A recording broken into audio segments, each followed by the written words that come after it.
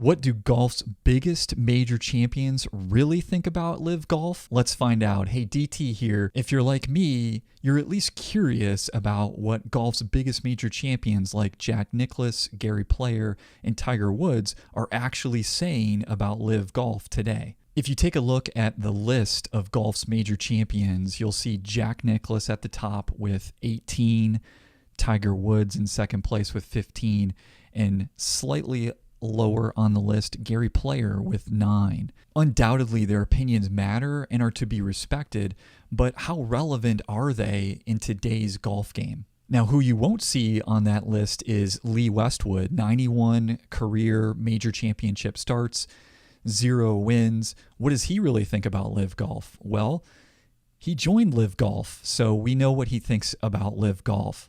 Undoubtedly, the opinions of Jack Nicklaus, Gary Player, and Tiger Woods are important and to be respected, but how relevant are they in today's golf game? Especially considering Jack Nicklaus and Gary Player are in their 80s. It's also important to think about from what position each of these players and former players are coming from. When you think about Jack Nicklaus, he's in his 80s. He has a estimated net worth of over $400 million. What motivation does he have? Does he have a hidden agenda in talking about LIV Golf and or the PGA Tour? What does he have to gain from positioning himself or affiliating himself with one tour versus the other? Similarly with Gary Player, who currently is also in his 80s, an estimated net worth of around $250 million. What does he have to gain from affiliating or speaking about the PGA Tour versus LIV Golf? Arguably, the player with the biggest tie currently to the PGA Tour would be Tiger Woods. He's currently in his 40s. Forbes has just announced him as officially a billionaire, and he is active on the PGA Tour, albeit far less so than previous to his car accident, but he's still out there and playing tournaments. Some might even say that his TV or media contract rights with Discovery TV and the PGA Tour somehow create a conflict of interest or taint his opinions and perhaps provide him a hidden agenda in the comments that he makes about LIV Golf. If you think about Jack Nicklaus and Gary Player, the comments that they would make would be far more loose and open and probably true to their spirit.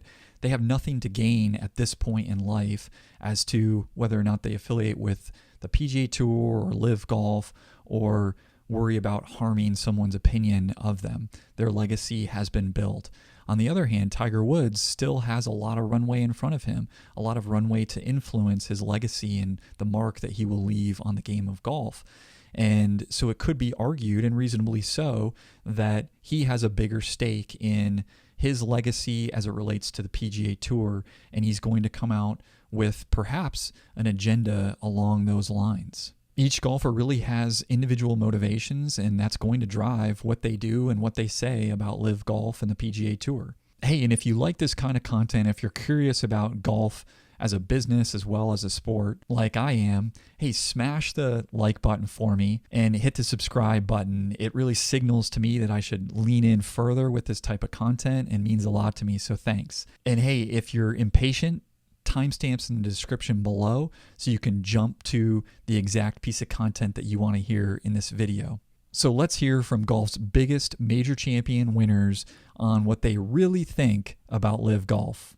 That's the one thing that I do not enjoy, is to see people on both sides really being critical of the other.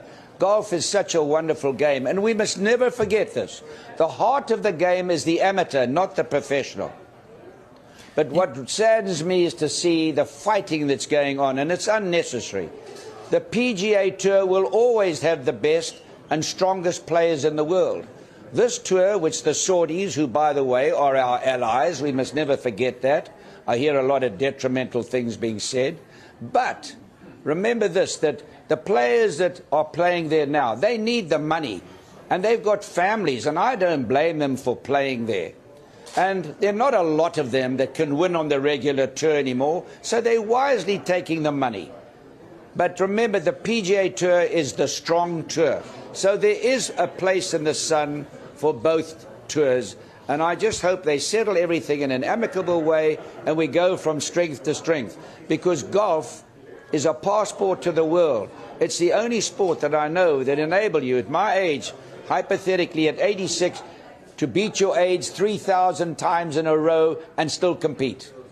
But Gary, some of those competitive players are starting to move. You're obviously a Masters champion. We've just had news in the past few hours that Patrick Reed has signed up to play in the LIV Golf Series. Do you think he'll be allowed to continue playing at Augusta National next year and in the future?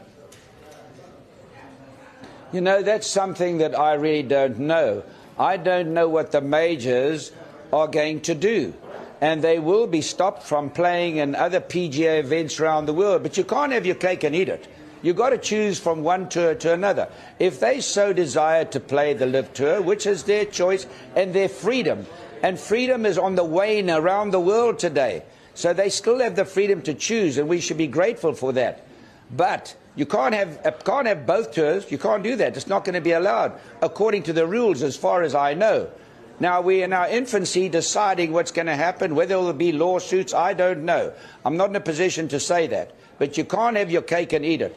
I mean, the money they're making, the last prize.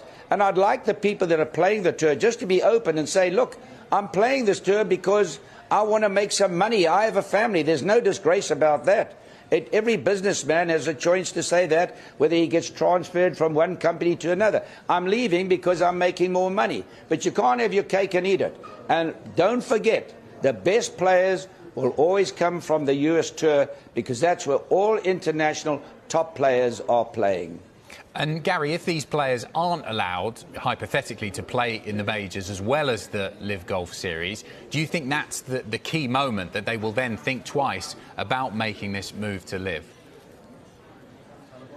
No, once you've made the decision, that's final as far as I'm concerned. But remember this, that the LIV Tour does not have a point system that will enable you to keep playing the tours. So I don't know what's going to happen in the majors. If you're not playing in majors or you're not playing the regular tour, where are you going to get your points to give you and qualify you to play in the majors? So this is far more complicated than people make out to be. And a lot of people are giving a lot of opinions and know a hell of a lot about nothing. Gary, you've been affiliated with Saudi Golf. Did you, prior to that, have any concerns about the country's human rights record before becoming involved with them? Well, you know, who are we to criticize people for human rights? If you look what's happening around the free world, killing policemen, killing people, burning cities down, shooting children, stabbing people, are we in a position to be able to criticize people around the world? People in glass houses mustn't throw stones.